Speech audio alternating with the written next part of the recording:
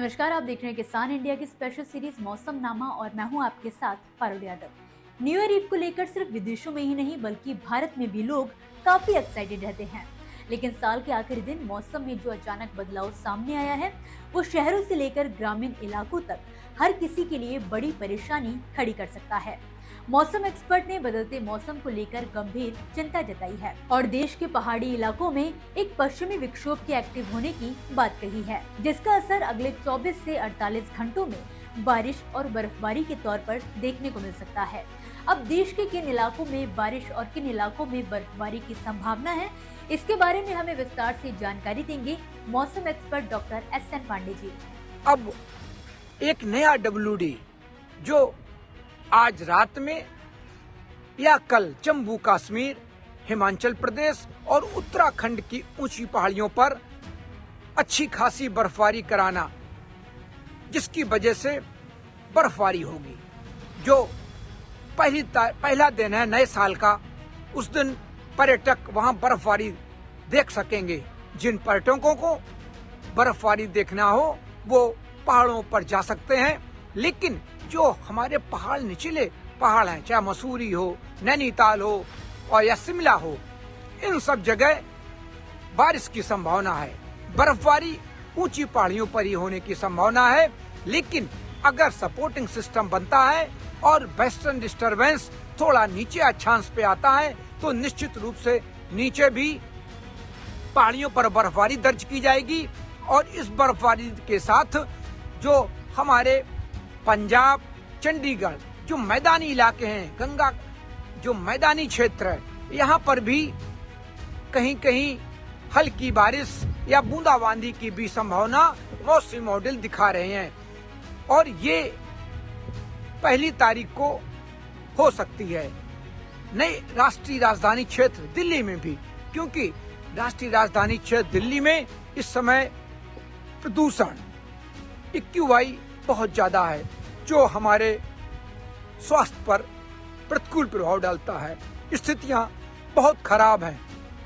लेकिन अगर बारिश दर्ज होती है तो प्रदूषण से करीब 90% तक राहत मिलने की संभावना बनी रहती है।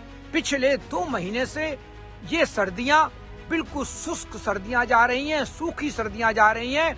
बिल्कुल बर्फबारी, बारिश बिल्कुल गंगा के मैदानी भागों में बिल्कुल नहीं दर्ज की गई है, और यहाँ तक पूरे उत्तर भारत में। लेकिन पहाड़ों को छोड़कर पहाड़ों पर बर्फबारी भी हुई है और आगे होने की संभावना है और बारिश भी होने की संभावना है।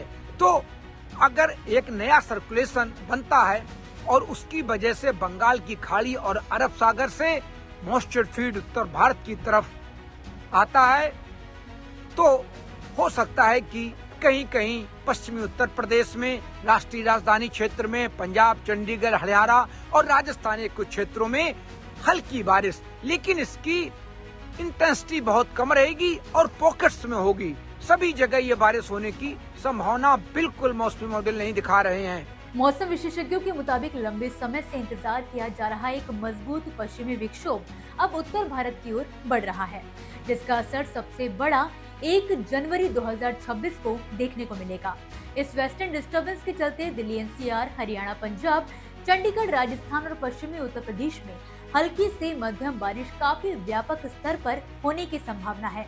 31 दिसंबर की शाम से बादल छा सकते हैं और नए साल के दिन कई इलाकों में बारिश हो सकती है। जब ये WD आएगा तो उत्तर पश्चिमी हवाएं जो आज तक पूरे गंगा के मैदानी भागों में अपना जलवा बिखेर रही हैं और शीतलहर और कोल्ड डे वाली स्थिति बनी हुई है, ये स्थिति भी में थोड़ा सा सुधार होगा, क्योंकि इन हवाओं की गति थोड़ी धीमी होगी। आज भी उत्तर प्रदेश में 2 बजे के बाद कहीं कहीं पर धूप निकली है, कानपुर मंडल में भी थोड़ी धूप निकली है। लेकिन जब बादल होते हैं, कोहरा होता है, धुंध होता है, आसमान पूरी तरीके से साफ नहीं होता है, तो ये धूप बहुत नरम होती है। लेकिन इतनी धूप भी अगर निकलती है तो ये हमारे जो दैनिक जीवन होता है उस पर और लोगों के लिए थोड़ी राहत ले आती है। दोपहर बाद 2 बजे के बाद भी जो धूप अगर 2 घंटे निकलती है तो इससे बहुत राहत मिलने वाली है। और इसी के साथ पूरे सुबह, शाम और रात में जीरो विजिबिलिटी दर्ज की जा रही है। पूरे हमारे उत्तर भारत के कई प्रदेशों के कई जिलों में, कानपुर में कल एयरफोर्स स्टेशन पर जीरो विजिबिलिटी दर्ज की गई थी। इसी तरह पंजाब में कई जगह, राजस्थान में, दिल्ली में जीरो विजिबिलिटी दर्ज की जा रही है। जब इस तरह की जीरो दर्शता होती है तो यात्रा बहुत संभल के करने वाली होती है।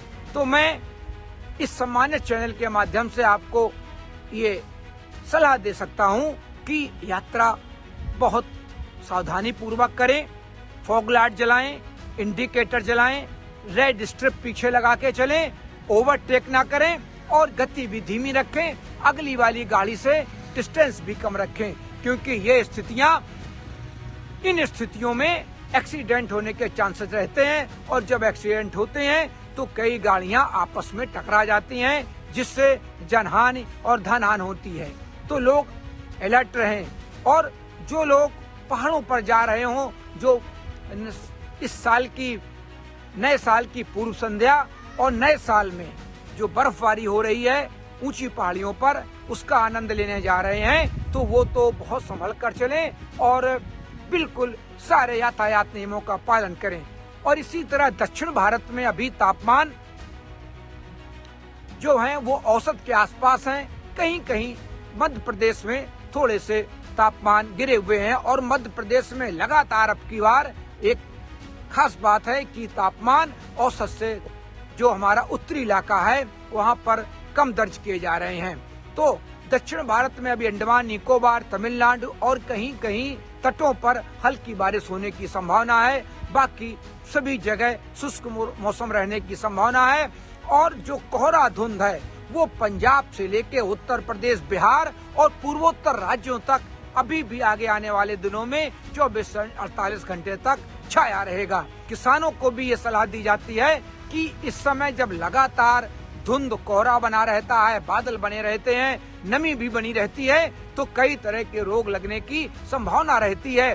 तो वो अपने खेतों का लगातार मुआयना करते रहें, देखते रहें किन फसलों में कहीं कोई कीट पतंग या रोग तो नहीं लगने जा रहे हैं, क्योंकि जब लगातार नमी बनी रहती है, कोहरा, धुंध, बादल बने रहते हैं, तो इस तरह फसलों में चना, मटर, राई और सभी फसलों में रोग लगने की संभावना बढ़ जाती है।